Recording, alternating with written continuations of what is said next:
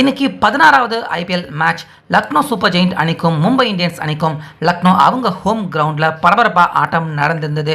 So இந்த ஆட்டத்தில் Mumbai Indians அணியின் கேப்டனான ஹர்திக் பாண்டியா சூரியகுமார் யாதவ் அவரை ஃபீல்டிங் பண்ணுறப்ப களத்தில் நீங்கள் இருக்க வேண்டாம் உள்ளே போங்க அப்படின்னு உள்ளே அனுப்புனதால உள்ளே போன சூரியகுமார் யாதவ் அவர் ரோஹித் சர்மா அவர்கிட்ட சொல்லி அழுதுருக்காரு. அதாவது மும்பை அணிக்காக சூரியகுமார் இன்னைக்கு அவர் 100வது ஐபிஎல் ஆட்டம் விளையாடுறாரு.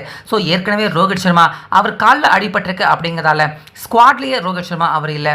அதே போல் சூரியகுமார் யாதவ் அணியில் மற்றொரு முக்கியமான ஒரு பிளேயராக இருந்தார். ஆனாலுமே ஒரு சில இடங்களில் சூரியகுமார் யாதவ் இன்னைக்கு அவர் கொஞ்சம் கேப்டன் போல செயல்பட்டது ஹர்திக் பாண்டியா அவருக்கு பிடிக்கல போல. உடனே நீங்கள் கொஞ்ச நேரம் உள்ளே போய் இருங்க அப்படிங்கிற மாதிரி சூரியகுமார் யாதவ் அவரை ட்ரெஸ்ஸிங் ரூமுக்கு உள்ள ஃபீல்டிங் பண்ணிக்கிட்டு இருக்கப்பவே ஹர்திக் பாண்டியா அவர் அனுப்பிட்டாரு.